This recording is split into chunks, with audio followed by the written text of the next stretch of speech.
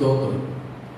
கிறிஸ்துவுக்குள் பிரியமான விசுவாச பிள்ளைகளை உங்கள் யாவருக்கும் ஆண்டவர் இயேசு நாமத்தில் வாழ்த்தை தெரிவித்துக் கொள்கிறேன்.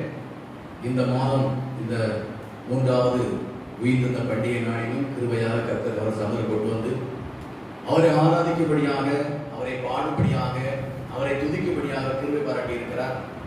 அவரை பாடி துதித்து ஆராய்ந்து நம்மை ஆசீர்வதித்திருக்கிறார். அவர் மகிமைப்படுகிறார், நாம் ஆசீர்வதிக்கப்படுகிறோம். அதனால ஆராதனை, துதிய, ஸ்தோத்திரம் நமக்கு தான் நன்மை என்பதை அறிந்து நீங்கள் செயல்பட வேண்டும். கர்த்தர் ஆசீர்வதிப்பாராக. கர்த்தர் ஸ்தோத்திரம். சரி, இந்த நாளிலும் மேகங்களை குறித்து பேசும்படியாக ஆண்டவர் கிருபை பாராட்டி இருக்கிறார். இன்றைக்கும் வழி நடத்தும் மேகம் என்ற தலைப்பில் நாம் தியானிக்க இருக்கிறோம்.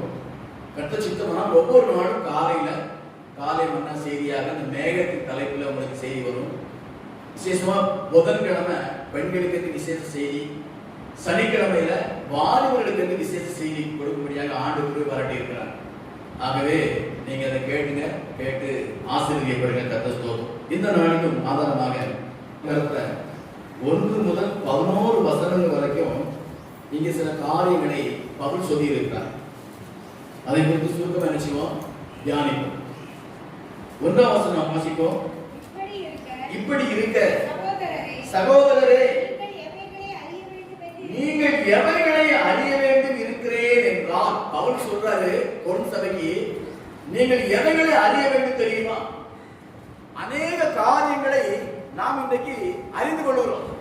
உலக காரியங்கள், படிப்பு சம்பந்தப்பட்ட காரியங்கள், உழைப்பை குறித்த காரியங்கள், வானத்தை குறித்த காரியங்கள், பூமியை குறித்த காரியங்கள், இப்படி பலவிதமான காரியங்களை நாம் இன்னைக்கு அறிந்து கொண்டே இருக்கிறோம். கர்த்தர் நல்லவர், அவர் அறிவித்துக் கொண்டே உலகம் அறிவித்துக் கொண்டு இருக்கிறது, நாம அறிந்து கொண்டே இருக்கிறோம். ஆனா பவுல் என்ன சொல்றாரு அப்படின்னா, பவுல் என்ன சொல்றாருன்னா, நீங்கள் எதை அறிய வேண்டும் என்று இருக்கிறேன்னு சொன்னார் அப்படி சொல்லிட்டு, எதை அறிய வேண்டுமா? நம்முடைய பிதாக்கள் எல்லோரும் மேகத்திற்கு கீழாய் இருந்தார்கள். எல்லோரும் சமுத்திரத்தின் வழியே நடந்து வந்தார்கள். கொஞ்சம் பொறுங்க. எதை அறிந்து கொள்ள வேண்டும் என்று சொன்னால், இஸ்ரவேல் ஜனங்கள் எகிப்தில் இருந்து அவர்கள் ஆட்டுக்குட்டி ரத்தத்தினால மீட்கப்பட்டு வந்து அந்த வனாந்தர வழியாக கானானை நோக்கி பிரயாணம் பண்ணினார்கள். நமக்கு தெரியும் இந்த பிரயாணத்துல எப்படி நடந்து கொண்டார்கள், அவருடைய முடிவு எப்படி இருந்தது, அதுதான் இன்னைக்கு நாம் அறிந்து கொள்ள வேண்டிய ஒரு காரியம். அதுதான் பவுல் கொரிந்து சபைக்கு சொல்றாரு, நீங்கள் அறிய வேண்டிய என்ன தெரியுமா? நீ எல்லாவற்றையும் அறிந்திருக்கிற, உன்னை பற்றி அறிந்திருக்கிற, உன் குடும்பத்தை பத்தி அறிஞ்சிருக்கிற, உன் கடந்த காலத்தை அறிஞ்சிருக்கிற, எதிர்காலத்தை அறிஞ்சு வச்சிருக்கிற, எல்லாம் வச்சிருக்கிற. ஆனா அறிய வேண்டிய ஒன்றை அறிந்து கொள்ள வேண்டும் என்று சொல்லி கொரிந்து சபைக்கு எழுதினதை பரிசுத்த ஆவியானவர் இன்றைக்கு நமக்கு நினைவுபடுத்திக் கொண்டிருக்கிறார். அதை என்ன அறிந்து கொள்ளணும்னா, அவங்க ரட்சிக்கப்பட்டது உண்மை, ஆண்டால் வழி நடத்தப்பட்டது உண்மை, அவன் ஞானஸ்தானம் எடுத்தது உண்மை, இன்னும் சொல்லப்போனா கர்த்தருடைய பாதுகாப்புகள் வாழ்ந்தது உண்மை, ஆண்டவரோட ஐக்கியமா இருந்தது உண்மை, அவர்கள் இன்னும் சரீர பிரகாரமாக, சூழ்நிலை பிரகாரமாக அநேக ஆசீர்வாதங்களை பெற்றுக்கொண்டது உண்மை. ஆனால் கானானை இழந்து விட்டார்கள். அவங்க அழைக்கப்பட்டது அதுக்குதான், அதை இழந்துட்டாங்க. அப்ப கானானை இழந்து எத்தனை ஆசீர்வாதத்தை பெற்றாலும் அதெல்லாம் வீணா போயிரு என்பதை இன்றைக்கு நானும் நீங்களும் அறிந்து கொள்ள வேண்டும் என்று சொல்லி கர்த்தருடைய ஆவியானவர் விரும்புகிறார். இதுதான் நம்ம அறிஞ்சுக்கணும். எவ்வளவுதான் நம்ம ஆண்டவருக்கு பிரியமா உண்மை உத்தமமா வாழ்ந்தாலும் நமக்குள் ஆண்டவர் விரும்பாத சுபாவங்கள் இருக்கும் என்று சொன்னால் நாம் இந்த பரம காணானிய பரலோகத்தை இழந்து போயிடும். பூமியில ஒரு போஷிக்கப்படுவோம், காப்பாற்றப்படுவோம், படிப்போம், வேலைக்கு போவோம், கல்யாணம் படிப்போம், பிள்ளைகளை பெற்றுக்கிடுவோம், வீடு கட்டுவோம், பைக் வாங்குவோம், கார்லாம் வாங்குவோம், நல்ல லட்சண வாழ்க்கைலாம் வாழ்வோம். ஆனால் பரம காணானிய பரலோகத்தை இழந்து போயிடும் என்பதை இன்றைக்கு நாம் அறிந்து கொள்ள வேண்டும் என்று கர்த்தருடைய ஆவியானவர் விரும்புகிறார். அல்லேலூயா, அல்லேலூயா. கர்த்தர் இதுக்கு தான் நம்ம ஆயத்தப்பட்டு ரொம்ப பிரயாசப்பட்டு பார்த்து ஆயத்தப்படுத்துறார். என் பிள்ளைகளே, என் ஊழியக்காரர்களே, என் விசுவாசிகளே, நல்லா ஓடிட்டு வரீங்க, நல்லா வாழ்ந்துட்டு இருக்கீங்க. ஆனால் பரம காரணாகிய பரலோகத்தை இழந்து போகாதபடி கவனமாக இருக்க வேண்டும் என்று சொல்லி நினைவுபடுத்துறதை நமக்கு இன்னைக்கு நினைவுபடுத்துகிறார். அவருடைய வாக்கில பாத்தீங்கன்னு சொன்னா, அந்த ஆட்டுக்குடி ரத்தம் மீட்கப்பட்டாங்க எகிப்துல, உங்களுக்கு தெரியும். நீங்க 2வது வசனம் பாத்தீங்கன்னா, எல்லோரும் மேகத்துக்குள்ளாக, மேகத்தினாலும் மோசைக்குள்ளாக, மேகத்தினாலும் சமுத்திரத்தினாலும் ஞானஸ்நானம் பண்ணப்பட்டார்கள், ரட்சிக்கப்பட்டாங்க. அவர்கள் அன்னைக்கு ஞானஸ்நானம் பெற்றாங்க. ஏன்னா மேல மேகம், மேக தண்ணீர் இருக்கும், செங்கல்ல போறாங்க, இந்த பக்கம் தண்ணி, இந்த பக்கம் தண்ணி, ரெண்டுக்கும் மத்தியில போகிறதை ஆண்டவர் ஞானஸ்தானத்துக்கு ஒப்பனையாக சொன்னதை பார்க்கிறோம். ஸ்தோத்திரம். இதை நாம அறிஞ்சுக்கணும். இப்ப நாம ரட்சிக்கப்பட்டு நிச்சயம் ஞானஸ்தானம் எடுத்துறோம். கர்த்தர் ஸ்தோத்திரம். நீங்க அந்த 3ஆம் வசனம் 4ஆம் வசனத்தை வாசிப்போம் என்று சொன்னால், எல்லோரும் ஒரே ஞான போஜனத்தை புசித்தார்கள், எல்லோரும் ஒரே ஞான பானத்தை குடித்தார்கள், ஞான கண்மலை தண்ணீரை குடித்தார்கள், அந்த கண்மலை கிறிஸ்துவே என்று சொல்லப்பட்டிருக்கிறது. அல்லேலூயா, அல்லேலூயா, ஸ்தோத்திரம். இந்த ஞானஸ்தானத்தை குறித்து பலவிதமான ஒரு கேள்வி, பலவிதமான கேள்வி. ஞானஸ்தானம் எப்படி ஆக்கிறத பல விதத்துல இருக்குது. ஆனா வேதாகமத்துல நீங்க ஆங்கில புஸ்தகத்துல பாத்தீங்கன்னா, ஞானஸ்தானத்தை பாப்டிசட் அப்படின்ற மாதிரி ஒரு வார்த்தை, பாப்டிசம் சொல்லுவாங்க, பாப்டிசம் ஏதோ சொல்லுவாங்க. பாப்டிசட் அப்படின்னா நீரில் மூழ்கடிக்கப்படுதல், நீரில் முழுக்காட்டுதல், தண்ணிக்குள்ள மூழ்கி எந்திரிக்கிறதா ஞானஸ்தானம் என்று சொல்லி தெளிவாக ஆங்கில வார்த்தைக்கு தமிழ் அர்த்தம் அப்படி இருக்கு. தண்ணீரில் முழுக்காட்டுதல், முழுகி எழுந்திருக்கிறதா ஞானஸ்தானம். இன்னைக்கு நிறைய பேர் பார்த்தீங்கன்னா சத்தியத்தை தெரிந்தோ தெரியாமலோ இத ஒரு மாதிரி அற்பமா நினைச்சிருப்பாங்க. ஆனால் இது இல்லாதபடி ஒரு மனிதன் பரலோகத்தை சுதந்திரிக்க முடியாது என்று சொல்லி வேதம் ரொம்ப தெளிவா சொல்லி இருக்கிறது. ஆகவே ஞானஸ்தானம் எடுக்க எங்க முடியாது, பரலோகத்தை இருக்க முடியாது, போக முடியாது. நம்மையும் பிள்ளைகளையும் அதற்கு ஆயத்தப்படுத்த வேண்டும், புரிந்து கொள்ள வேண்டும். அதுக்கப்புறம் தான் ஞான போஜனம், ஞான தண்ணீர் என்று சொல்லப்பட்டிருக்குது. இந்த ஞான போஜனம், ஞான தண்ணீர் சொல்லும் போது நீ பாத்தீங்கன்னா, இயற்கைக்கு அப்பாற்பட்ட உணவு, இயற்கைக்கு அப்பாற்பட்ட தண்ணீர் என்று சொல்லப்பட்டிருக்கு. ஏன் சொல்லியிருக்குன்னா, இவங்க புசித்த உணவு வானத்திலிருந்து இறங்கின மன்னா, இவங்க புசித்தது கடலில் இருந்து வந்த காடை, குடித்தது கற்பாறையில் இருந்து வந்த தண்ணீர். அதனாலதான் இது இயற்கைக்கு அப்பாற்பட்ட ஒரு உணவு என்று சொல்லி நாம் வேதத்துல அறிந்திருக்கிறோம். கர்த்தர் ஸ்தோத்திரம். இயற்கை அப்பாற்பட்டது. அதுக்கப்புறம் தங்களை பின்தொடர்ந்து வந்த கிறிஸ்துவாகிய கண்மலையில் இருந்து தண்ணீர் குடித்தாலும் பார்க்கணும். கர்த்தர் அப்படிதான் வேதம் சொல்லி இருக்குது. ஸ்தோத்திரம். இது ஆங்கில பைபிள்ல பாத்தீங்கன்னு சொன்னா ஸ்பிரிச்சுவல் மீட், ஸ்பிரிச்சுவல் ட்ரிங்க் அப்படி சொல்லப்படும். அப்படின்னு சொன்னா நீங்க ஆன்மீக உணவு, ஆன்மீக தண்ணீர், ஆன்மீகம் சொல்லப்பட்டிருக்கு. ஸ்தோத்திரம். அதே போல பாத்தீங்கன்னா அந்த ஸ்பிரிச்சுவல் மீட் சொல்லும் போது ஆன்மீக இறைச்சி என்று சொல்லி அதுக்கு அர்த்தமா இருக்கு. ஆன்மீக இறைச்சி, ஆன்மீக தண்ணீர், ஆவிக்குரிய இறைச்சி, ஆவிக்குரிய தண்ணீர், இதெல்லாம் சாப்பிட்டு வந்தாங்க. இது எதை குறிக்கிறது? நாம் திருவிருந்து ஆராதனையில ஆண்டவர் இயேசு கிறிஸ்து மாம்சத்தை ரத்தத்தை புசித்து பானம் பண்றோம் பாத்தீங்களா, இதுக்கு அடையாளமாக இது இருக்கிறத பார்க்கிறோம். கர்த்தர் ஸ்தோத்திரம். ஆனா எவ்வளவு ஒரு விசேஷமான ஞானமா இருக்காரு பாத்தீங்களா. பழைய ஏற்பாட்டுல என்ன நடந்தது? நம்ம சில கேட்பாங்க, பழைய ஏற்பாட்டுல ஞானஸ்தானம் எடுத்தாங்களா, அவர் திருவிருந்துகள் எடுத்தாங்களா, அப்படிலாம் கேட்கிற மக்கள் இருக்கிறாங்க. அதனாலதான் ஆண்டவர் தெளிவா சொல்லி இருக்கிறது, அவர்கள் புசித்தது அது ஆவிக்குரிய இறைச்சி என்று சொல்லப்பட்டிருக்கு. அப்படிதான் அந்த நீங்க அதுக்கு அர்த்தம் அப்படிதான். இங்கிலீஷ்ல பாத்தீங்கன்னா ஸ்பிரிச்சுவல் மீட் அப்படின்னு தான் பைபிள்ல இருக்குது. ஆவிக்குரிய ஆகாரம், இறைச்சி. அப்போ இன்றைக்கு நாம் என்ன செய்யறோம்? இயேசு கிறிஸ்து மாம்சத்தையும் ரத்தத்தை என்ன செய்யறோம்? புசித்து பானம் பண்ணி நாம் பரலோக ராஜ்யத்துக்கு ஆயத்தப்பட்டு கொண்டு இருக்கிறோம் என்று அறிந்திருக்கிறோம். கர்த்தர் ஸ்தோத்திரம். சரி, இப்ப நீங்க பாத்தீங்கன்னா இப்படி வாழ்ந்த ஜனங்கள் கானானுக்கு போகல, கானான்ல போகல. நீங்க பாத்தீங்கன்னா 5வது சொல்றது, அப்படி இருந்தும் அவர்கள் அதிகமான இடத்தில் தேவன் பிரியமா இருந்ததில்லை, ஆதலால் வனாந்தரத்திலே அவர்கள் அழிக்கப்பட்டார்கள் என்று சொல்லி சத்திய வேதம். அதாவது அவங்க போன பிரயாணத்தை, யாத்திராக புஸ்தகத்தை இருக்கிறதை பவுல் எடுத்து கொரிந்து சபைக்கு ஞாபகப்படுத்துகிறார். இன்றைக்கு மரண சபையை நமக்கும் இன்னும் தூரத்தில் கேட்கும் அநேக பிள்ளைகளுக்கும் இந்த வசனத்தை ஆவியானவர் நினைவுபடுத்தி கொண்டிருக்கிறார். கர்த்தர் ஸ்தோத்திரம். என்ன சொன்னாங்க அவங்க? அவள் இச்சித்தது போல பொல்லாங்கானோட இச்சியாதபடிக்கு இவைகள் நமக்கு திருஷ்டாந்தமாய் சொல்லப்படுது, எச்சரிப்பா சொல்லப்படுது. அவங்க வாழ்க்கை நமக்கு எப்படி இருக்குதா?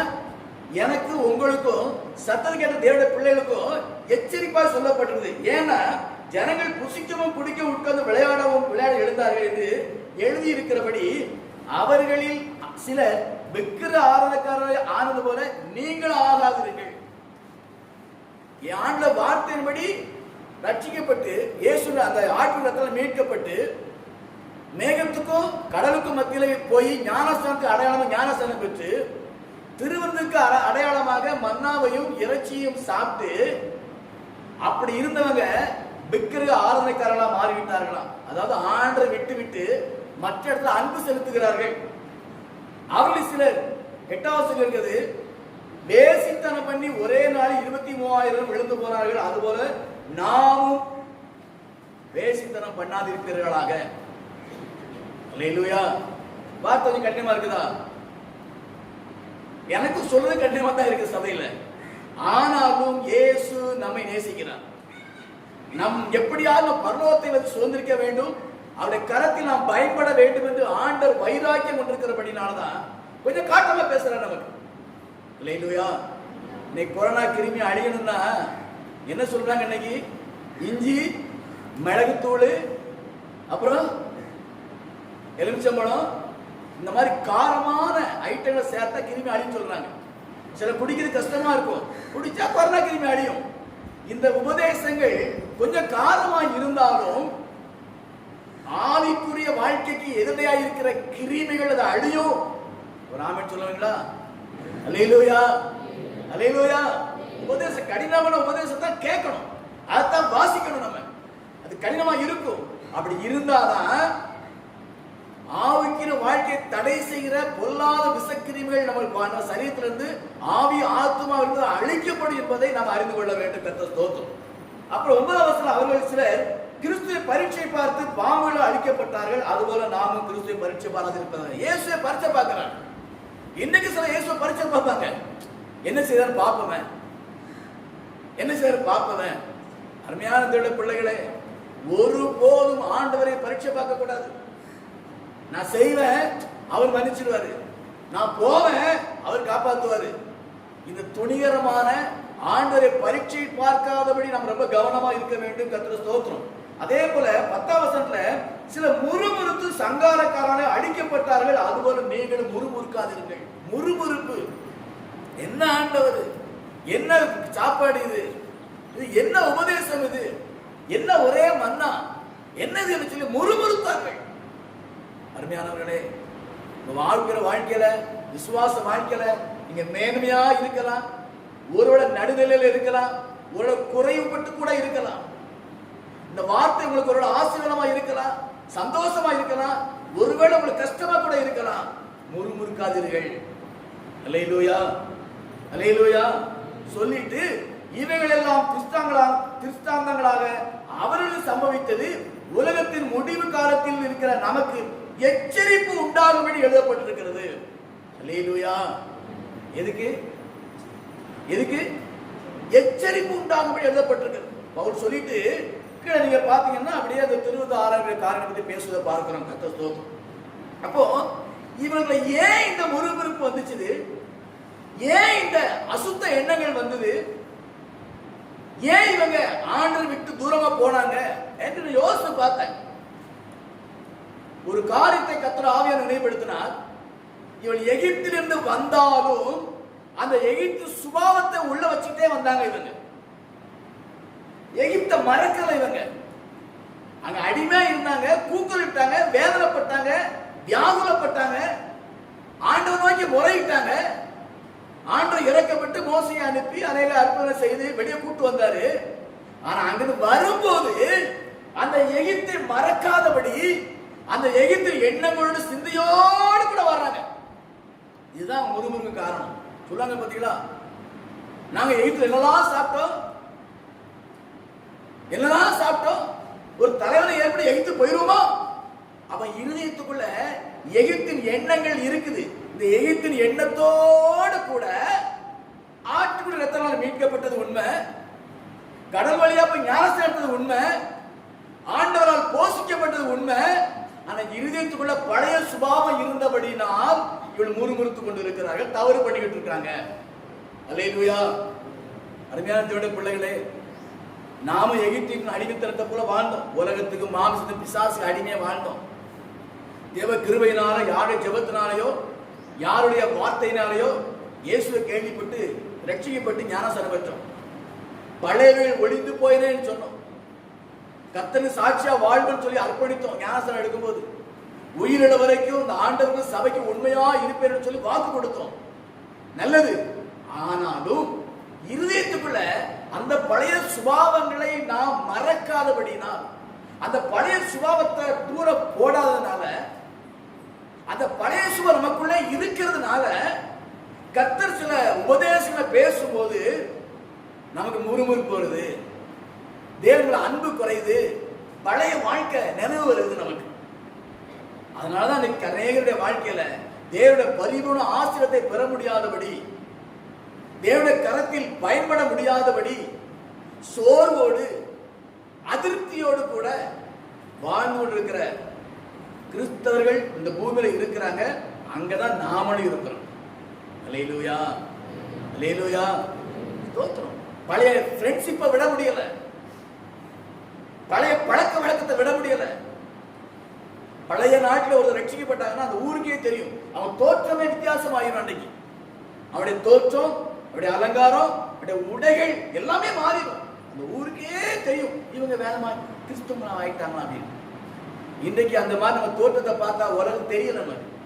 அன்றைக்கு இருந்ததே தோற்றம், அன்றைக்கு அதே பேச்சு, அதே பழக்க வழக்கங்கள், அதே சுபாவங்கள் சிலரிடத்தில் இருக்கிறபடினால்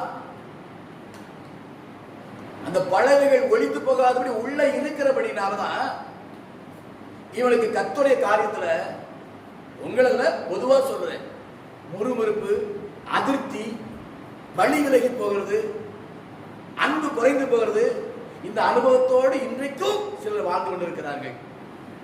நல்லா வாழ்வாங்க, ஆனா பரலோகத்துக்கு போறதுக்கு வாய்ப்பு இல்லாம போயிருந்துச்சுதான் அங்கே பொருள் சபைக்கு பவுல் எச்சரிப்பை நாம் அறிந்திருக்கிறோம். பிரியமானவர்களே, அல்லேலூயா. பழசு எல்லாத்தையும் விட்டுட்டோம் அப்படின்னா திரும்பி நமக்கு மேல மனசு வராது. அடிபட்டாலும் மிதிப்பட்டாலும் தோத்திர ஆண்டவர்கிட்ட கால் மாட்டு கடந்துட்டு போயிட்டே இருப்போம். ஆனா பழைய பழக்கங்களை உள்ள இருக்குனால முடிஞ்சா பாப்பா எல்லாம் பேசாம போவோங்க. இப்ப என்ன, இப்ப நமக்கு தெரியாத, நமக்கு பிறக்கும் போதே பைவடியா பிறந்தோம், பிறக்கும் போதே கிறிஸ்தவனா பிறந்தோம், என்ன கிறிஸ்தவ வாழ்க்கை என்று சொல்லி அந்த பின்மாற்ற எண்ணங்கள் உள்ள உருவாகிறது. தேவனுடைய உபதேசத்தை கேட்கும்போது சிலர் மனம் கொஞ்சம் கசப்பா இருக்குது. என்ன காரணம்? அதுவும் இதுவும் இருக்கிறனாலதான். கர்த்தர் ஸ்தோத்திரம். வாசிக்கமா யாத்திரை 13:21 இப்படி சொல்லி இருக்குது, அவர்கள் இரவும் பகலும் வழிநடக்க கூடும்படிக்கு கர்த்தர் பகலிலே அவர்களை வழிநடத்த மேக ஸ்தம்பத்திலும் இரவில் அவர்களுக்கு வெளிச்சம் காட்டுகிற அக்னி ஸ்தம்பத்திலும் அவர்களுக்கு முன் சென்றார். வனாந்திர பிரயாணம் போயிட்டு இருக்கிறாங்க. மேகம் அவர்களுக்கு வழிகாட்டியா இருக்கிறது. அவர்கள் வழிநடத்த மேக ஸ்தம்பத்திலும் இரவில் அவர்களுக்கு வெளிச்சம் காட்ட அக்னி ஸ்தம்பத்திலும் அவர்களுக்கு முன் சென்றார். ஒரு மேகத்துல ஆண்டவர் போகிறார். நீங்க யாத்திரை 40 அதிகாரம் பார்த்தீங்கன்னு சொன்னா அங்க இன்னும் கொஞ்சம் தெளிவாக இருக்கு. 40 அதிகாரத்துல 36 வசனம் வாசிங்க. வாசஸ்தலத்தை மேகம் மேல எழும்பும் போது இஸ்ரவேல் புத்திரர் பிரயாணம் பண்ண புறப்படுவார்கள். மேகம் எழும்பாதிருந்தால் அது எழும்பு நாள் வரைக்கும் பிரயாணம் பண்ணாது இருப்பார்கள். அல்லேலூயா. அன்னைக்கு என்ன பண்ணாங்கன்னா, மேகம் போனா இவங்க போவாங்க, மேகம் நின்றுனா அப்படி நிற்பாங்க. அன்னைக்கு பிரயாணத்துக்கு ஒரு மணிக்கணக்கெல்லாம் கிடையாது. ஒரு வாரம் மேகம் அப்படி இருந்ததுன்னா ஒரு வாரம் அப்படி இருப்பாங்க. 3 நாள் தொடர்ந்து மேகம் பார்த்தா 3 நாள் நடந்துட்டே இருப்பாங்க. அல்லேலூயா, அல்லேலூயா. நீங்க எண்ணாகமம் 9 அதிகாரம் 17, 18 வாச பாருங்க. எண்ணாகமம் 9 அதிகாரம் 17 வசனம் 18 வசனம். மேகம் கூடாரத்தில் எழும்பும் போது இஸ்ரவேல் புத்திரர் பிரயாணம் பண்ணுவார்கள். மேகம் தங்கும் இடத்தில் இஸ்ரவேல் புத்திரர் பிரயாணம் இறங்குவார்கள். ஸ்தோத்திரம். எண்ணாங்க 9:17-18. மேகம் கூடாரத்திலிருந்து மேகம் எழும்பும் போது இஸ்ரவேல் புத்திரர் பிரயாணம் பண்ணுவார்கள். மேகம் தங்கும் இடத்தில் இஸ்ரவேல் புத்திரர் பாளையம் இறங்குவார்கள். மேகம் போனா போவாங்க, இருந்தா இருந்துவாங்க. 18 கர்த்தருடைய கட்டளையின்படியே இஸ்ரவேல் புத்திரர் பிரயாணம் பண்ணுவார்கள். கட்டளையின்படி மேகம் வழி நடத்தினாலும் தேவ கட்டளையின்படி பிரயாணம் இருந்தது. நான் நினைக்கிறேன் வேத வசனத்தின்படி, கட்டளை வேத வசனம், இந்த வேத வசனத்தின்படி மேகம் வழி நடத்துது. இன்னைக்கு நான் என்ன சொல்றேன் அப்படின்னா, வேத வசனத்தின்படி பரிசுத்த ஆவியானவர் என்னை உங்களை வழிநடத்தி கொண்டிருக்கிறார். அல்லேலூயா. அவங்களும் கானான் நோக்கி போனாங்க, நாமளும் பரலோகத்தை நோக்கி பிரயாணம் பண்ணிக்கிட்டு இருக்கிறோம். அவங்க உண்மையிலே வனாந்தரத்துல போனாங்க. நம்ம ஊருக்குள்ள இருந்தா கூட சில வேளை நம்ம வாழ்க்கை வனாந்தரம் போல இருக்கிறது. சில எதிர்மறையான காரியங்கள், குடும்ப சமாதானம் இல்லாத ஒரு சூழ்நிலை, ஒரு குறைவான ஒரு அனுபவம், பலவீனங்கள், சில வியாதிகள், சில நெருக்கங்கள், சில துக்கங்கள். உலகத்துல ஊருக்குள்ள வாழ்ந்தாலும் சில வேளையில் நம்முடைய வாழ்க்கை வனாந்தரம் போல காணப்படுகிறது. ஆனாலும் அவர்களை வழி நடத்தின அந்த மேகஸ்தம்பம் இன்றைக்கு உங்களை என்னையும் வேத வசனத்தை கொண்டு பரிசுத்த ஆவியார் நடத்தி கொண்டிருக்கிறார். அதனால நம்ம பிரயாணம் சோர்வு இல்லாம போயிட்டு இருக்குது. அல்லேலூயா, அல்லேலூயா, ஸ்தோத்திரம். சரி, நீங்க இப்ப அவங்க வாழ்க்கை அப்படி இருந்துச்சு. மேகம் வழி நடத்திட்டு இயற்கைக்கு அப்பாற்பட்ட உணவை கொடுத்தாரு. இன்னைக்கு நமக்கு நீங்க பாத்தீங்கன்னா ஆண்டவர் இன்னைக்கு வேத வசனத்தை பைபிள் எழுதி கையில கொடுத்திருக்கிறாரு. இந்த வேத வசனத்துல வார்த்தையை நினைவுபடுத்தி பரிசுத்த ஆவியானவர் நம்முடைய வாழ்க்கை பிரயாணத்தை நடத்தி கொண்டிருக்கிறார். இந்த பரிசுத்த ஆவியான் நடத்துதலுக்கு யார் தன்னை அர்ப்பணிக்கிறார்களோ அவங்க வாழ்க்கை திருப்திகரமா இருக்கும். அவங்க பிரயாணம் கானான்ல போய் முடியும். ஆனா பரிசுத்த ஆவியான் நடத்துதலுக்கு ஒத்து போவதற்கு விருப்பம் இல்லாதபடி, பரிசுத்த ஆவி நடத்துதலுக்கு தன்னை அர்ப்பணிப்பதற்கு முடியாதபடி, உலகம் கடந்த நாட்களோட சம்பவங்கள், கடந்த நாளோட பழக்க வழக்கம் நம்முடைய இருக்குன்னு சொன்னா ஆவியானவருடைய நடத்தல் நம்ம வாழ விடாது, தடுக்கும். பவுல் சொல்றார் பாத்தீங்களா, ஆவி செய்ய வேண்டும் என்று நினைத்ததை மாம்சம் செய்ய விடாதபடி தடை செய்கிறது. அல்லேலூயா. இன்னைக்கு ஏன் ஆவிக்கிற வாழ்க்கை நல்ல சந்தோஷம் ஓட முடியலன்னா, பழைய சுபாவங்கள் உள்ள கிடைக்குது. பழைய ஃப்ரெண்ட்ஷிப்பு, பழைய பழக்க வழக்கங்கள், பழைய கலாச்சாரங்கள், பழைய சிற்றின்பங்கள், பழைய மோகங்கள், பழைய துர் இச்சைகள், இதெல்லாம் உள்ள இருக்கிறதுனால ஆவியான நடத்துதலுக்கு நம்ம கஷ்டமா தெரியுது. என்ன வசனம் இப்படிலாம் பிரசங்கம் பண்றாங்க, என்ன ஆண்டு இப்படிலாம் எழுதி இருக்கிறாரு. அல்லேலூயா, அல்லேலூயா, அல்லேலூயா, ஸ்தோத்திரம். நீங்க இப்ப பாத்தீங்கன்னு சொன்னா, நீங்க யோவான் சுவிசேஷம் 14:6 இருக்கிறது, இயேசுநாத் நானே வழி சத்தியம் ஜீவனா இருக்கிறேன், என்னை இல்லாமல் ஒருவனும் பிதாவின் ராஜ்யம் வர முடியாது சொல்லி இருக்கிறேன். இப்ப நான் தான் வழியா இருக்கிறேன். அன்னைக்கு இஸ்ரவேல் ஜனங்களுக்கு மேகத்துல இருந்து கர்த்தர் வழிகாட்டினார், மேகம் வழிகாட்டுச்சு. இன்னைக்கு நமக்கு ஆண்டவர் இயேசு வழியா இருக்கிறார். இயேசு எப்படி வழியா இருக்கிறாரு? சங்கீதம் 119, 105 வாசித்து பார்த்தோம்னா, அவருடைய வசனம் என் கால்களுக்கு தீபமாய் இருக்கிறது, என் பாதைக்கு வெளிச்சமாய் இருக்கிறது. இன்றைக்கு பரிசுத்த ஆவியானவர் எப்படி நடத்துறாருன்னா, வேத வசனத்தை நமக்கு நினைவுபடுத்தி, பரிசுத்த ஆவியானவர் வேத வசனத்தை நினைவுபடுத்தி அந்த வசனத்தோடு வாழ வைக்கிறார். அந்த வசனத்தோடு நம்ம வாழும் போது உண்மையிலே நாம் எல்லாவற்றிலும் போஷிக்கப்பட்டு ஆசீர்வதிக்கப்பட்டு முடிவு நாட்டில் பரலோகத்தை சுதந்திரிப்போம். இதான் இன்னைக்கு நம்மளை கர்த்தர் நடத்திட்டு இருக்கிறார். ஆனா நான் ஒரு காரியம் சொல்றேன், எல்லாருடைய வாழ்க்கையிலையும் ஆரம்பமும் முடிவும் ஒண்ணு போல இருக்கும். அதாவது பரிசுத்தவான்கள் வாழ்க்கையில ரட்சிப்பு எல்லாத்துக்கும் ஒரே போலதான் இருக்கும், ஞானஸ்தானம் ஒரே போலதான் இருக்கும், அபிஷேகம் ஒரே போல இருக்கும். சில கிருபைகள், சில வல்ல வரங்கள் வித்தியாசப்படும்.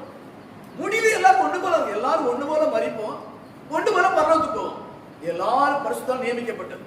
ஆனா இதுக்கு மத்தியில இடைப்பட்ட காலங்களில் ஒவ்வொரு வாழ்க்கையை ஒவ்வொரு விதமாக நடத்துவதற்கு கர்த்தர் சித்தம் கொண்டிருக்கிறார். அல்லேலூயா. வேதாகமத்துக்கு பரிசுத்தவன் எல்லாருமே அவரோட வாழ்க்கை ஒரே போல இருக்காது. ஒரு அம்மா இரவும் பகலும் தேவாலயத்தை ஜெபம் பண்ணிட்டே இருந்தாங்க, அது அவங்க வேலை. இன்னும் சிலர் தீர்க்கதரிசனம் சொல்லிட்டு இருந்தாங்க, அது அவங்க வாழ்க்கை. இன்னும் சிலர் சுவிசேஷம் அறிவிச்சுக்கிட்டே இருந்தாங்க. இன்னும் சிலர் சபையை ஸ்தாபிச்சுக்கிட்டே இருந்தாங்க. இன்னும் சிலர் ஊழியர்களுக்கு தாராளமான உதவி செய்துகிட்டே இருந்தாங்க. இன்னும் சிலர் ஆளுக பணிவிடை செய்து கொண்டிருந்தார்கள். அப்போ ஆரம்பத்துக்கும் முடிவுக்கும் மத்தியில ஒவ்வொரு வாழ்க்கை ஒவ்வொரு விதமாக கர்த்தருடைய ஆவியானவர் நடத்துகிறார். என்ன நடத்துற மாதிரி உங்களை நடத்த மாட்டார். என்ன நடத்த விட மேன்மையா உங்களை நடத்துவார் ஒருவர். ஒரு விசுவாசி நடத்துவோம், இன்னொரு விசுவாசி நடத்த மாட்டார். இதுதான் அறியணும். இதான் என்ன செய்யணும்? அறிந்து கொள்ள வேண்டும். இது ஒவ்வொருத்தரும் நடத்தல் ஒவ்வொரு மாதிரி இருக்கும். அப்ப எப்போ இந்த நடத்துதல் நமக்கு அதிருப்தியை ஏற்படுத்துகிறது, எப்போ இந்த நடத்தல் நமக்கு கஷ்டமா இருக்குது அப்படின்னு சொன்னா, மாமிசத்தின் எண்ணங்களுக்கு நாம் முதலிடம் கொடுக்கும் போது, உலகத்துக்கு முதலிடம் கொடுக்கும் போது, உலகத்தின் காரியத்துக்கு முதலிடம் கொடுக்கும் போது, இந்த ஆவியான நடத்தல் நமக்கு அதை ஏற்றுக்கொள்ள முடிய மாட்டேங்குது, அர்ப்பணிக்க முடிய மாட்டேங்குது. சொல்ல புரியுதா உங்களுக்கு? அல்லேலூயா. கர்த்தர் ஒவ்வொருவரையும் ரட்சிக்கப்பட்டு அப்படியே பரலோகத்துக்கு கொண்டு போகணும். அது மட்டும் இல்ல, இடைப்பட்ட காலத்தில் நீங்கள் எதையோ செய்ய வேண்டும் என்று கர்த்தர் விரும்புகிறார். இடைப்பட்ட காலங்களில் எப்படியோ நீங்கள் பயன்பட வேண்டும் என்று கர்த்தர் விரும்புகிறார். இடைப்பட்ட காலம் கர்த்தர் உங்களை எங்கேயோ ஏதோ உங்களை கூட எதை செய்ய வேண்டும் கர்த்தர் விரும்புகிறார். இதை அறிந்து, இதை புரிந்து, இதை விசுவாசித்து ஒரு மனிதனை அர்ப்பணிப்பான்னு சொன்னால் அவங்க வாழ்க்கை தான் வெற்றி உள்ள ஒரு வாழ்க்கை. அவங்க வாழ்க்கை தேவனை மகிமைப்படுத்தும் வாழ்க்கையா இருக்கு. ஏதோ ரட்சிக்கப்பட்டேன், ஏதோ சாப்பிட்டேன், ஏதோ வந்தேன், போனேன், அப்படியே செத்தேன், அப்படியே பரலோகம் போயிட்டேன். இது ஒரு மேன்மையான வாழ்க்கை கிடையாது. வேதாகமத்தில் பேர் பெற்ற அத்தனை பரிசுத்தோட வாழ்க்கையை பார்த்தீங்கன்னா வித்தியாசமா ஆண்டு நடத்தினார். எரேமியாவின் வாழ்க்கையில கண்ணீர்லே நடத்தினார். அவரை பாவம் கண்ணீர்லே நடத்தினார். யோபின் வாழ்க்கையில போராட்டத்திலே நடத்திட்டார். இப்படி ஒவ்வொருத்தரும் வாழ்க்கையில, தாவீது வாழ்க்கையில ஒரு விதமா நடத்தின, அவர் ராஜாவா ஆக்கினாரு. சாலமோன் வாழ்க்கை ராஜாவா இருந்தா அப்புறம் ஒரு மாதிரி போயிட்டான். இப்படித்தான் பிரியமானவர்களே, உங்க வாழ்க்கையிலையும் எதையோ ஒன்றை கர்த்தர் செய்வதற்கு இன்னைக்கு இந்த கடைசி காலத்துல ரொம்ப ஆர்வமா இருக்கிறார். பிரியமானவர்களே, இதை நீ உணர்ந்து நீ செயல்பட வேண்டும் என்று கர்த்தர் விரும்புகிறார். இதை செயல்பட விடாதபடி யாரோ எதுவோ உங்களை தடை செய்யும். ஒரு மனிதன் தடை செய்யலாம், உன் மாம்சம் தடை செய்யலாம், உடைய மனுஷ எண்ணங்கள் தடை செய்யலாம், பிசாசு தடை செய்யலாம். சும்மா இரு, அல்லோதான போட பேசாம கடை என்ன சொல்லுவான்னு சொன்னா, அந்த வார்த்தைக்கு நம்ம கீழ்ப்படிஞ்சுட்டு சொன்னா தேவன் ரொம்ப துக்கப்படுவார், ரொம்ப வேதனைப்படுவார். இந்த ரட்சித்தை நோக்கம் நிறைவேறாமல் போய்விட்டதே சொல்லி அங்கலாய்ப்பார் ஆண்டவர். அதுக்கு பைபிள் நிறைய வசனம் இருக்கு. அப்போ நாம அந்த ரட்சிக்கப்பட்ட முன்பாக இருக்கிற காரியங்களை அழிச்சிட்டு வந்தோம்னா, அந்த நினைவுகளையும் இந்த பழக்கத்தை அழிச்சுட்டோம்னா தான் சரியா நம்ம கர்த்தர் கையில பயன்பட முடியும். அல்லேலூயா, அல்லேலூயா, ஸ்தோத்திரம். நீங்க பாத்தீங்கன்னா நீதிமொழி 14:12 16:25 மனிதனுக்கு செம்மையான தோன்ற வழி உண்டு, நமக்கு நன்மையா தெரிந்த வழி உண்டு. இந்த பூமியில தெரியும், நன்மையான வழி தெரியும். ஆனா அது முடிவு மரணம் என்று சொல்லப்பட்டிருக்கிறது. முடிவு என்னது? செம்மையான வழி, நாம பாருங்க நல்ல வழி. நீங்க எடுத்துக்கிட்டா லோத்தை பார்க்கலாம், பார்த்தா பச்சையா இருக்குது, எனக்கு ஆடு நிறைய இருக்குது, மேய்ச்சல் நல்ல இடம், அவன் மனசு சரியா தெரிஞ்சுது, போய் அங்க போய் குடியிருக்கும் போது உன் வாழ்க்கை சின்னாபின்னமாயி போச்சு. அதான் நீதிமன்றம் சொல்லப்படுது, மனிதனுக்கு செம்மையாய் தோன்ற வழி நல்ல வழியா தான் இருக்கும், ஆனா முடிவு மரணமா இருக்கும். ஒருவேளை கர்த்தரை சார்ந்து வாழ்ந்தோம்னு சொன்னா, ஒருவேளை கடினமா இருந்தாலும் முடிவு சம்பூர்ணமா இருக்கும். ஆரம்பம் அற்பமா இருந்தாலும் முடிவு சம்பூர்ணமா இருக்கணும். அதான் மேன்மையான வாழ்க்கை. நல்லா ஓடி, நல்லா செவித்து, எல்லாம் பண்ணிட்டு கடைசி நாட்கள்ல நம்ம கர்த்தர் பிரியமில்லாத ஒரு வாழ்க்கை வாழ்ந்து இஸ்ரவேல் ஜனங்களை போல வனாந்தில அழிந்தது போல நம்ம ஆத்துமா அழிந்து போக கூடாதுன்னு சொல்லி கர்த்தர் விரும்புகிறார். அல்லேலூயா, அல்லேலூயா, ஸ்தோத்திரம். அப்போ மாம்ச சிந்தையை அழித்தால் ஆவின் சிந்தையோடு வாழும். மாம்ச சிந்தை அழிந்தால் ஆவியானவரால் பயன்படுத்தப்படுவோம். அதுதான் அவருடைய காரியம். நான் 2-3 காரியங்களை சொல்லி முடிச்சதேன். நீ 1 ராஜாக்கள் எடுத்துக்கிட்டு கொஞ்சம் 1 ராஜாக்கள் புத்தகம் 19 அதிகாரம் எடுத்துக்கிட்டு 1 ராஜாக்கள் 19 16 வசனம் வாசிங்க. 14 பின்பு நிம்சியின் குமாரனாகிய யெகூவை இஸ்ரவேலின் ராஜாவாக அபிஷேகம் பண்ணி ஆபேல் மெகோலா ஊரான சாப்பாத்தின் குமாரனாகிய எலிசாவை உன் ஸ்தானத்தில் தீர்க்கதரிசியாக அபிஷேகம் பண்ணு. எலியா அவட்ட கத்த சொல்றாரு, உன் ஸ்தானத்துல சாப்பாத்து குமாரன் ஒருத்தன் இருக்கிறான், அவனை அபிஷேகம் பண்ணு. ஓ ஸ்தானத்துல நீ இந்த உலகத்துல போன பிறகு உன்னுடைய தீர்க்கதரிசன ஊழியம் தடை இல்லாமல் நடக்கபடி அவனை அபிஷேகம் பண்ண அப்படிங்கிறார். நான் பலமுறை சொல்ல பாத்தீங்களா, கர்த்தர் வருகை தாமதித்து ஒரு வயசாலே உட்கார்ந்துட்டேன் அப்படின்னா என் ஸ்தானத்துல நீங்க பிரசங்கம் பண்ணணும், என் ஸ்தானத்துல இருந்து நீங்க ஊழியம் செய்யணும். பலமுறை நான் சொல்றேன் உங்களுக்கு. தேவனுடைய பிள்ளைகளே, எந்த சபைக்கு நீ ஒரு சத்து தூரமானு கேட்கணும் சொல்றேன். எந்த சபைக்கு போனாலும் சரி, ஒரு நாட்களில் உங்களுடைய ஊழியக்காரர்கள் அந்த ஸ்தானத்துல இருந்து அவருக்கு பின்பாக தேவனுடைய ஊழியத்தை செய்ய வேண்டும் என்று கர்த்தர் விரும்புகிறார். அது மட்டும் இல்ல, இனி ஏதோ பயன்படுத்த விரும்புகிறார். இந்த எலியாவை சொன்ன உடனே எலியா அவரை தேடி போகிறார். நீ தேடி போக நீங்க பாத்தீங்கன்னு சொன்னா அந்த ஸ்தோத்திரம் 10ஆம் வசனம் என்ன சொல்லுது, அப்படியே அவன் அவனை விட்டு புறப்பட்டு போய் 12 ஏர் ஓட்டி உள்ள சாப்பாத்து குமாரனாகிய எலிசாவை கண்டான். அவன் 12ஆம் ஏரை ஓட்டி கொண்டிருந்தான். எலியா அவன் இருக்கும் இடம் மட்டும் போய் அவன் மேல் தன் சால்வையை போட்டான். இப்ப எலியா தேவனுடைய வார்த்தை கீழ்ப்படிந்து போய் அவன் மேல சால்வையை போடுறாரு. இன்னைக்கு நான் அப்படித்தான் உங்களுக்கு அநேக மேல சால்வையை போடுறேன். எதுக்கு? தேவனுடைய கருத்தில் பயன்பட வேண்டும். சகோதரி மேல நிறைய சான்று ஆவிக்கிற சால்வையை போட்டுட்டு இருக்கேன். அருமையான தம்பி மேல ஆண்டு ஆவிக்கிற சால்வையை போட்டுட்டு இருக்கிறேன். ஏன்? நீ ஒரு ஊழியக்காரன் வரணும், நீ கத்திரத்துல பயன்பட வேண்டும் என்று சொல்லி அது போட்டாரு. அப்பொழுது அவன் மாடுகளை விட்டு எலியாவின் பிறகு ஓடி. இதான் உண்மையான அர்ப்பணிப்பு, இதான் சரியான அர்ப்பணிப்பு. எவ்வளவு யோசிக்கல. தேவ மனுஷன் சால்வையை போட்டான், தேவ மனுஷன் பாட்டான், அப்பதான் பின்னால ஓடிட்டான். ஆபிரகாம் ஈசாக்க பலி செலுத்த சொல்லும் போது யார்ட்டும் யோசிக்கல, அப்படியே புறப்பட்டு போனாரு. அதனால அவர் நீதிமான் எண்ணப்பட்டிருக்கிறார், தேவன் பயன்பட சாட்சிப்பட்டிருக்கிறார், விசுவாச தகப்பன் பெயர் பெற்றிருக்கிறார். நீ கர்த்தர் வார்த்தை நேரா வரும்போது எத்தனை பேர் அப்படியே கீழ்ப்படினோம். இன்னைக்கு எல்லாத்துக்கும் ஆசை இருக்குது, நம்ம ஊழியத்துல பயன்படணும் ஆசை இருக்குதா? யாருக்கும் ஊழியத்துல பயன்பட ஆசை இருக்கு? கைது காட்டுங்க. யாரும் நான் கர்த்தர் கையில பயன்படணும் ஐயா, இப்படியே வச்சிருந்துட்டு அப்படியே புறப்படாது. நல்லா கர்த்தர் பார்க்கணும், அவங்க பார்க்கறேன், கர்த்தர் பார்க்கணும். நானும் கர்த்தரை கருத்துல பயன்படணும். எல்லாத்துக்கும் விருப்பம் இருக்கு பாத்தீங்களா, ஆசை இருக்கு பாத்தீங்களா. எனக்கு ஒரு ஆசை இருக்கு. உங்க மாதிரி விசுவாசம் இருக்கும்போது பாஸ் பேசணும், நானும் பேசணும், பாஸ் ஜெபிக்கணும், நானும் ஜெபிக்கணும், அவர் நோயை சோமாக்க நானும் நோயை சோமாக்கணும், கர்த்தரை என்னையும் பயன்படுத்தணும்னு சொல்லி எனக்கு தீராத ஆசை இருந்துச்சு. ஆசை வெறியே இருந்துச்சு. அன்னைக்குதான் இந்த எலிசா செய்யறது போல கர்த்தர் என்ன செய்ய வச்சார்.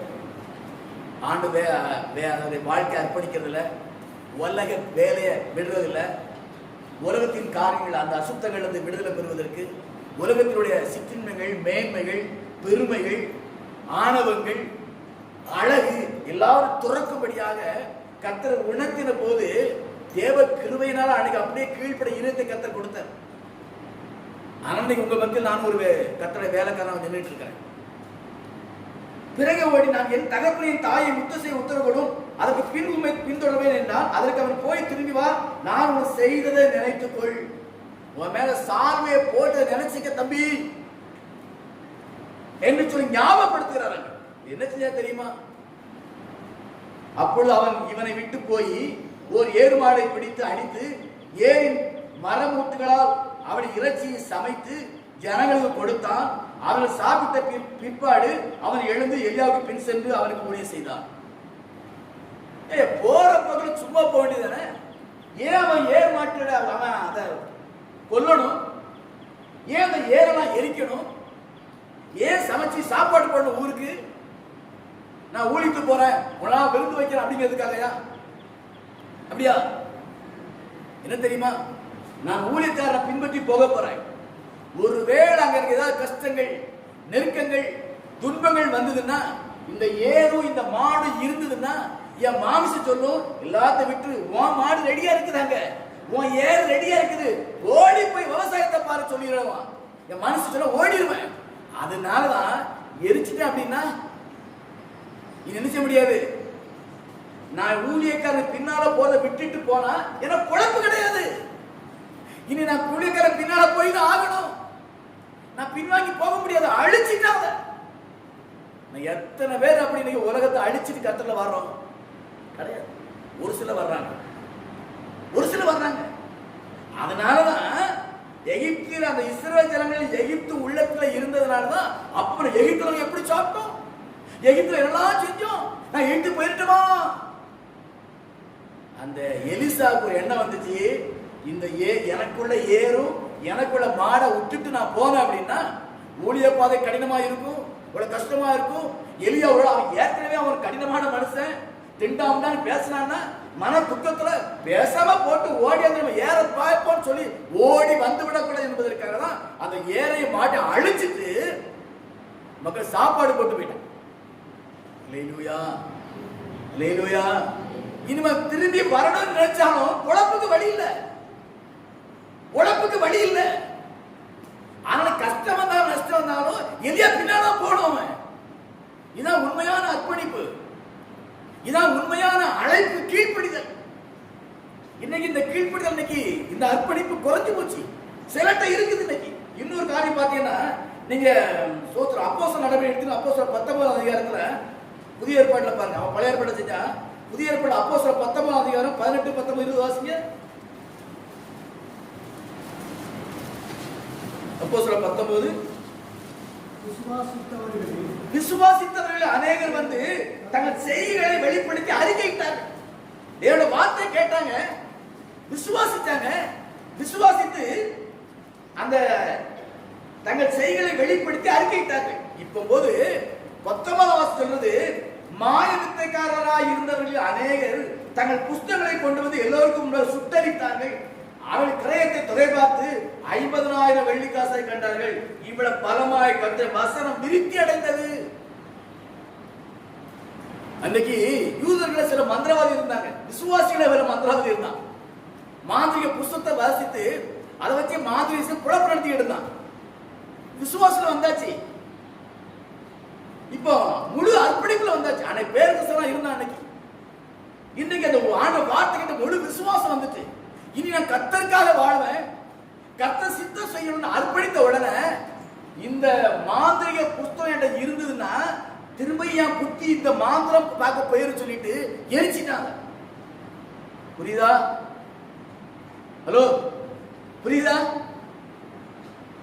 இந்த மாந்திரிக புஸ்தகம் இருந்து புஸ்தகத்தை பார்த்து மாந்திரிகம் பண்ணி பொழப்பு நடத்திட்டு இருந்தேன். இப்ப தேவட வார்த்தையை நான் கேட்டேன், இந்த பொழப்பு பாவ பொழப்புன்னு அறிஞ்சுக்கிட்டேன். என் வாழ்க்கையை ஆண்டு அர்ப்பணிக்கிறேன். இந்த புஸ்தகம் இருந்ததுன்னா இந்த ஆவிக்கிற வாழ்க்கையில் ஒருவேளை ஏதாவது கஷ்டங்கள் கடிதங்கள் வந்து சொன்னா என் புத்தி எங்க போயிடும்? என்னத்துக்கு இந்த கஷ்டப்படணும்? என்ன இந்த பாஸ்வேர்ட் எப்படி ஏச்சி வாங்கிட்டு கிடக்கணும்? ஏன் இந்த குற்றச்சாட்டு வாங்கணும்? பேசாம போய் பழைய தொழிலை பார்ப்போம்னு போய்விடக்கூடாது என்பதுதான் அந்த புத்தியை கொடுத்துட்டான். அது விளக்குறது எவ்வளவா? 50,000 வெள்ளிக்காசு, கிட்டத்தட்ட 2.5 கோடி ரூபாய் மதிப்பு. ஒரு வெள்ளிப்படம், ஒரு காசு, ஒரு நாள் சம்பளம், ஒரு 500 ரூபாய் போட்டுக்கலாம். 50,000 வெள்ளிக்காசு, 50,000 50 போட்டுனா 2.5 கோடி ரூபாய் மதிப்புள்ள புஸ்தகம் கொளுத்திட்டான். ஏன்? இந்த ஆவிக்கிற வாழ்க்கைக்கு இந்த புஸ்தகம் தடையா இருக்கும். என் மனசு திரும்ப அங்க போயிட்டே இருக்கும். மந்திரம் பார்த்தா எவ்வளவு 1000 வாங்கிடலாம, உலகத்துல உழைச்ச ஜாலியா இருக்கலாம, ஞாயிற்றுக்கிழமை அங்க போய் எவ்வளவு சந்தோஷமா இருக்கலாமே, என் ஃப்ரெண்ட்ஸ் தேடிக்கிட்டு பாருங்களேன். அல்லேலூயா. இதாங்க உண்மையான அர்ப்பணிப்பு. ஒரு நாட்டில் அந்த அர்ப்பணிப்பு இருந்துச்சு, இந்த நாட்டில் அந்த அர்ப்பணிப்பு இல்ல. இந்த அர்ப்பணிக்கக்கூடிய உபதேசம் இல்லை. இன்னைக்கு யாரு விட்டுட்டு வரும்? இன்னைக்கு விட்டுட்டு வராதனாலதான் ஆத்துல ஒரு காலம் சேத்துல கரைஞ்சு புறக்கிட. இங்க பண்ண முடியல, அங்க வாழ முடியல, உலகத்தையும் திருப்திப்படுத்த முடியல, ஆண்டை திருப்திப்படுத்த முடியல. அந்த எலியாவை குறித்து ஒரு அறிமுகம் இருக்கும். எலிசாவை குறித்து நீங்க பாத்தீங்கன்னு சொன்னா, ஸ்தோத்திரம், 2 ராஜாக்கள் புஸ்தகம் 3 11 வாசம் பாருங்க. 2 ராஜாக்கள் 3:11. 2 ராஜாக்கள் 3:11. எலியாவின் கைகளுக்கு தண்ணீர் வார்த்த சாப்பாத்தின் குமாரனாகிய எலிசா. அடையாளம் அவனுக்கு, அவனுக்கு கேட்டகரி இருக்குதா? என்ன கேட்டகரி?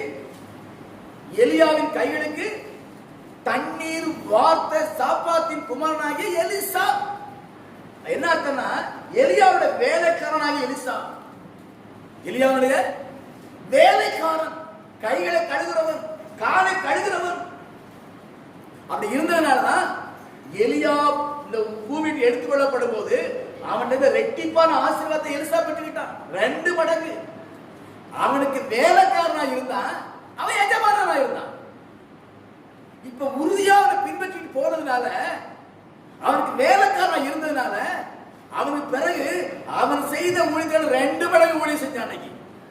அல்லேலூயா, அல்லேலூயா. ஊழியக்காரனுக்கு அடி வேலைக்காரனா இருக்கிறான் இருந்ததுனால ஊழியக்காரனை விட 2 பங்கு மேன்மையான கிருபையை பற்றிக்கிட்டான், வல்லமை வரத்தை பற்றிக்கிட்டான்.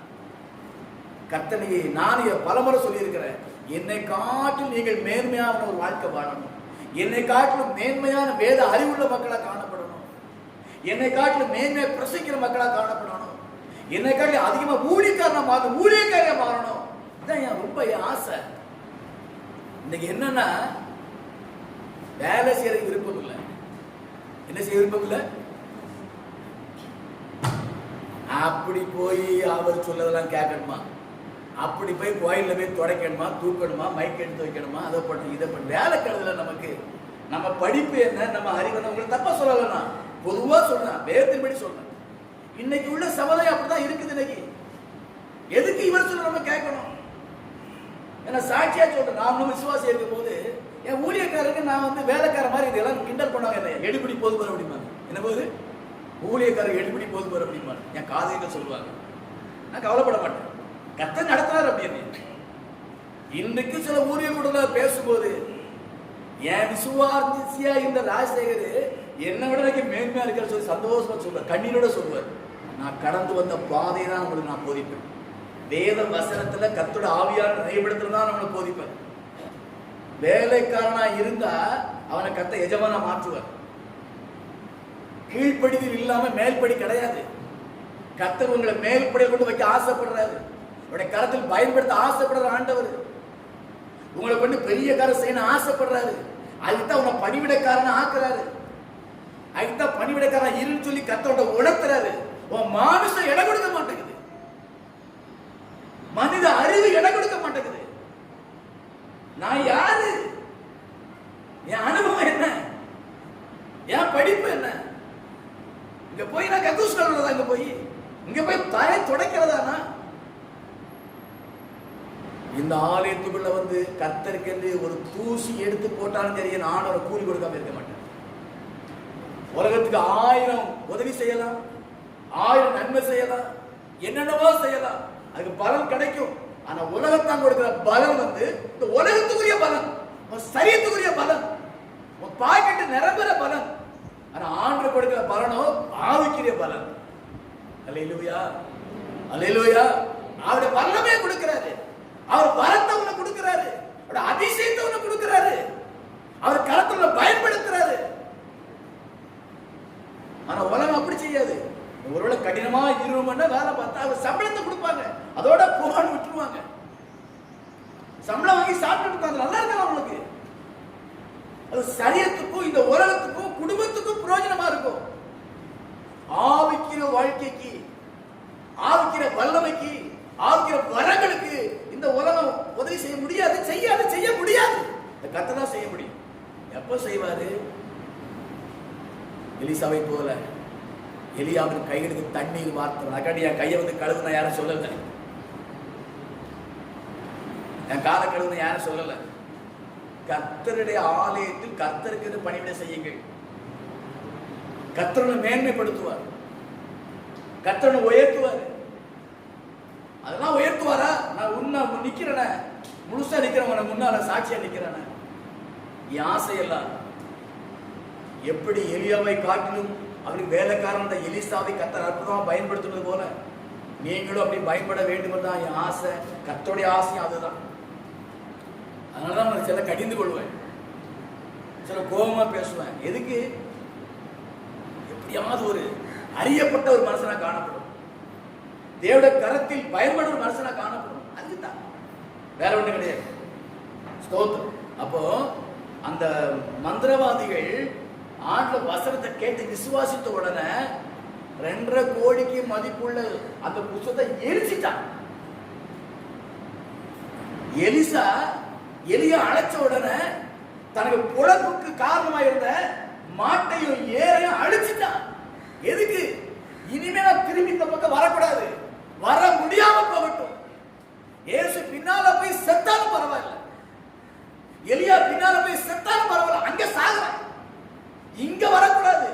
என் சபைய என்னுடைய சுபாவம் பின்னால வரக்கூடாது, எண்ணங்கள் பின்னால வரக்கூடாது, என் ஆசைகள் பின்னால வரக்கூடாது, இதுக்காக தான் அப்படிலாம் செஞ்சாங்க. இன்னைக்கு தேவனுடைய பிள்ளைகளே, உங்க வாழ்க்கை கொஞ்சம் ஆராய்ந்து பாருங்க. என்னத்தை விட்டுருக்கோம்? குற்றமா சொல்லல, நேசித்தபடினா நீங்களும் ஒரு எலிசாவை போல பயன்படணும், ஒரு எஸ்தரை போல நீங்க பயன்படணும், ஒரு தவறாளை போல நீங்க பயன்படணும். ஏதோ புசித்தோம் குடித்தோம் செத்தோம் பரலோகத்துக்கு போனோம் அந்த மாதிரி வாழ்க்கை வாழக்கூடாது.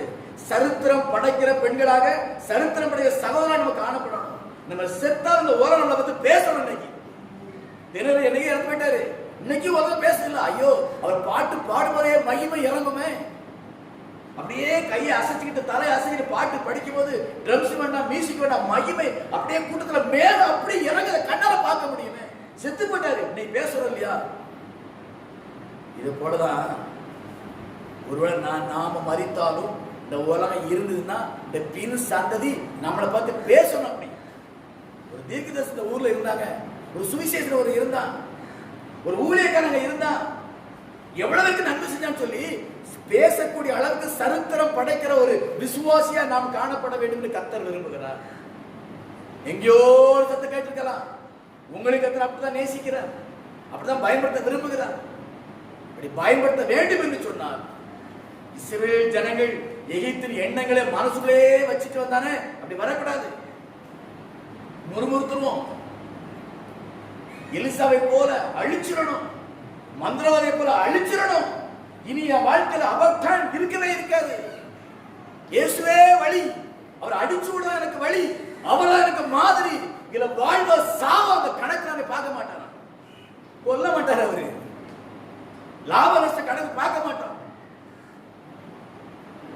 நமக்காக எவ்வளவுதான் ஆயிரம் செய்ய அந்த உலகத்தோட போயிரும். கர்த்தருக்காக எது செய்யணும் அதை நினைச்சு நிற்கும். ஒரே ஒரு வாழ்க்கை சொல்லுவாங்க, ஒரே ஒரு வாழ்க்கை சீக்கிரமா கடந்து போகிறது. கர்த்தருக்காக செய்து மாத்திரம் நிலைத்திருக்கும், மத்த எல்லாம் போயிரும், எல்லாம் போயிரும். இதாங்க பழையவர்கள் ஒளிந்தன எல்லாம் புதிதாயின சொல்ற வார்த்தை. பழச ஒழிக்கணும், ஒழிக்க முடியல. இன்னைக்கு சாதாரண ஒரு பழைய ஒரு பாவி நண்பனை வெறுக்க முடியல. இன்னைக்கு கோயிலுக்கு வரோம், அங்க நிக்கிறா ஒரு பொதுவா சொன்னேன், என்ன மாப்பிள்ள என்ன காரணம்? கோயிலுக்கு போயிட்டு என்னால கோயில் இந்த வார்த்தை எங்க அம்மா திட்டுவா, எங்க அப்பா திட்டுவாரு, பாசு திட்டுவாரு. இந்த எண்ணத்தோட கோயிலுக்கு வருது வேஸ்ட். உன் இருதயம் அங்கதான் இருக்கும். மனித முகத்தை பார்க்கிற கர்த்தர் இருதயத்தை ஆராய்ந்து பார்க்க தெய்வம். உன் இருதயம் எங்க இருக்குது? உன் இருதயம் யாருக்கு அடிமைப்பட்டு இருக்குது? உன் இருதயம் எதுக்கு அடிமையா இருக்கிறது? உன் இருதயத்தை எதை வாஞ்சித்துக் கொண்டிருக்கிறது?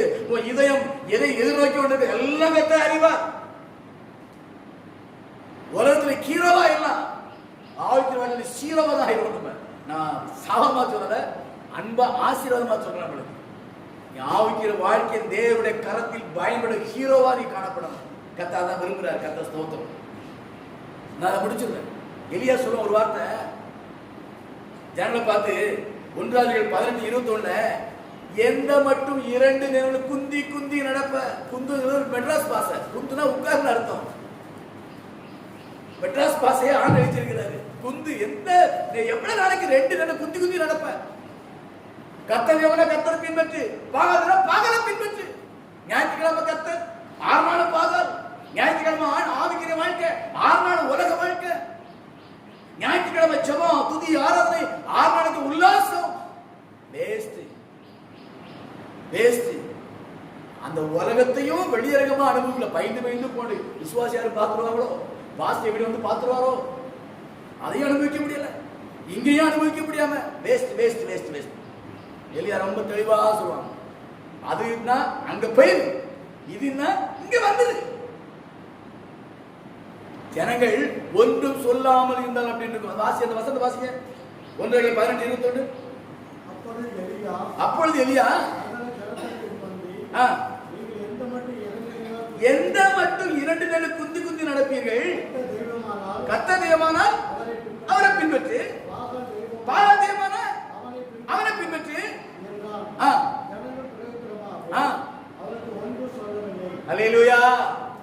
ஒண்ணு சொல்ல மாட்டாங்க, கர்த்தர் தான் வேணும் சொல்ல மாட்டாங்க, பாகால் சொல்ல மாட்டாங்க. ஏன்னா அதை விட இது விட முடியல. இன்றைக்கு ஒரு சில விசுவாசி இப்படிதான் இருக்கிறாங்க, சொல்ல முடிய மாட்டாங்க. அது வேணும் இது வேணும், என்ன சொல்ல தெரியல. கர்த்தர் கேட்கிறவன் எதை பின்பற்ற போற, அதுவா இதுவா?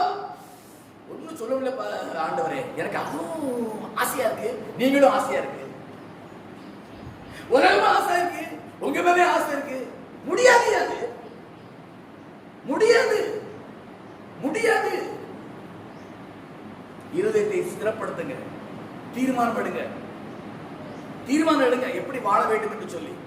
கடைசி காலம் கர்த்தருடைய கருத்தில் பயன்படுத்த ஆட்களை தேடிக்கொண்டிருக்கிறார். என் காரியமா யாரு போவான் தேடிக்கிட்டு இருக்கிறாரு. என் கருத்துல யாரு பயன்படுவான், நான் ஜனங்களை ரட்சிக்கணுமே, நோய்களை குணமாக்கணுமே, சாஸ்திரங்களை துரத்தணுமே, ஜனங்கள் மறந்துடணுமே, சுவிச அறிவிக்கணுமே, யாரை பயன்படுத்தும், யாரை பயன்படுத்த கர்த்தர் கதறி கொண்டு தேடிக்கிட்டு இருக்கிறாரு. ஓடி ஒளிஞ்சுது யோனாவை போல கடல் அடித்தட்டி போனா கடலே கொந்தளிப்பு, கப்பலுக்கே பிரச்சனை, ஒரு நிமித்தம் குடும்பத்துக்கே பிரச்சனை வரும். தப்பா நீங்க சாபமா நான் சொல்லல, நினைவுபடுத்துற, அவ்வளவு நினைவுபடுத்துற. விடமாட்டார் ஆண்டவர். முழங்கால் பட்டி ஜெபம் பண்ணும், எல்லாரும் முழங்கால் பட்டி. ஆண்டவரே, இஸ்ரவேல் ஜனங்கள் ரட்சிக்கப்பட்டது உண்மை, ஞானஸ்நானம் பெற்றது உண்மை, ஞான போஜனத்தை புசித்தது உண்மை, ஞான பானத்தை குடித்தது உண்மை, மேகத்துல நடந்தது உண்மை, உங்களுடைய பாதுகாப்புகள் வாழ்ந்தது உண்மை, உங்க ஆசீர்வாதத்தை அனுபவிச்சது உண்மை. ஆனால் எகிப்து இருதயத்தில் இருந்தபடினா முறுமுறுப்பும் விக்கிரக ஆராதனை எண்ணங்களும் தேசித்தன எண்ணங்களும் அவர்களுக்கு செயல்பட்டபடினால் தேவ சித்தம் நிறைவேறாதபடி, அவட வாஞ்சை நிறைவேறாதபடி காரணம் இழந்து வனாந்திரத்திலே வாழ்க்கை முடிச்சுட்டாங்களே. எங்களுக்கு இந்த கடைசி நாட்கள் எச்சரிப்பா சொல்லி இருக்கிற ஆண்டவரே, உங்களுக்கு கோடி நன்றி செலுத்துறோம் ஆண்டவரே. என்னையும் என் சபையை நேசித்தபடினால், சத்தத்தை கேட்கிற தெய்வ ஜனங்களை நேசித்தபடினால் எச்சரிப்பா சொல்லி இருக்கிறேன். இயேசுவே வழி, வசனமே வழி, வாழ்க்கை வேத வசனத்தில் வாழ்க்கை இருக்கும் என்று சொன்னார். கானானை சுதந்திரத்துக்கு மாத்திரமல்ல, கர்த்தர் கரத்தில் எலியாவை போல கர்த்தர் பயன்படுத்துவார், எலிசாவை போல பயன்படுத்துவார், தபரானை போல பயன்படுத்துவார், எஸ்தரை போல பயன்படுத்துவார், மரியாதை போல பயன்படுத்துவார், தீமத்தை போல பயன்படுத்துவார். 1000 சொல்ல முடியும். நான் சொல்றேன், இயேசு நாமத்தில் அவர் நாமத்தை மகிமை என்னை காட்டிலும் மேன்மையாக உங்களை பயன்படுத்துவார். வாழ்க்கை ஆராய்ந்து பார்த்து சகோதரனே, சகோதரியே, ஆலய பணிவிடை செய்வதற்கு விருப்பம் இல்லையா? அப்படின்னா ஆண்டு ஆசீர்வாதத்தை பெறுவதற்கு உனக்கு விருப்பம் இல்லை என்று அர்த்தம். கர்த்தருடைய கரத்தில் பயன்பட விருப்பம் இல்லையா? தேவ ஆசீர்வாதத்தை நீ விரும்பாத மனுஷன் அர்த்தம். இயேசுவை நேசிக்க பழகு, உங்களை நீங்க நேசிங்க. உனக்கு நீ பணிவிட செய், முதல்ல உன் குடும்பத்துக்கு பணிவிட செய், அதுக்கப்புறம் ஆலயத்துல பணிவிட செய், அதுக்கப்புறம் கர்த்தர் உலகத்துல பணிவிட செய்வனா மாற்றுவார். உனக்கு பணிவிட செய், உங்களுக்கு பணிவிட செய்யுங்க.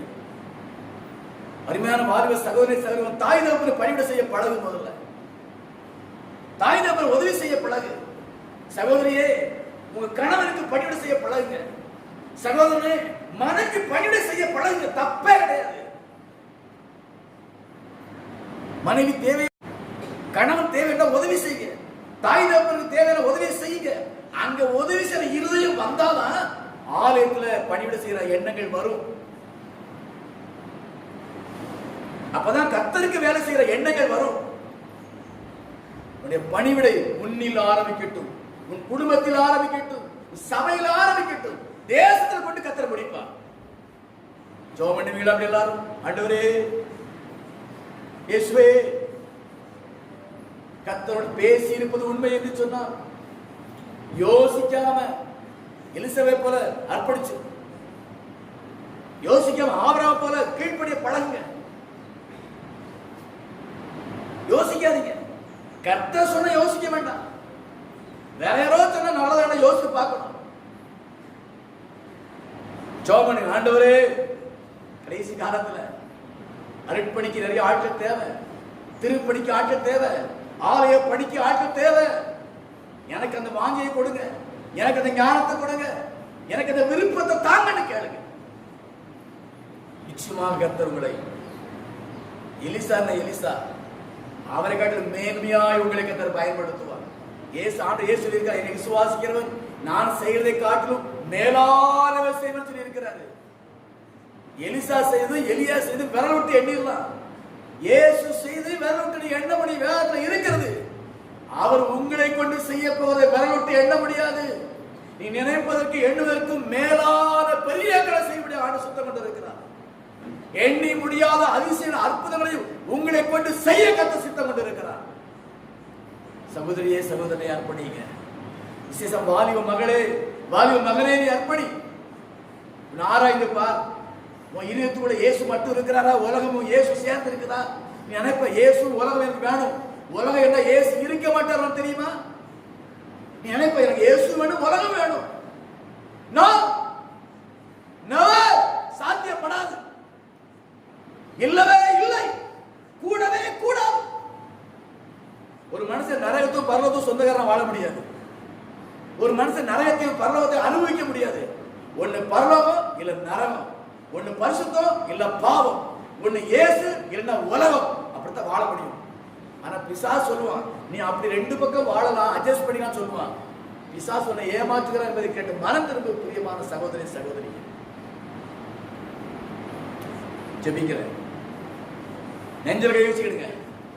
அன்பின் பரலோக பிதாவே, என்னை இன்னும் நேசித்தபடினால நீ சொன்ன வார்த்தைகளுக்காக நன்றி செலுத்துகிறேன் ஆண்டவர்.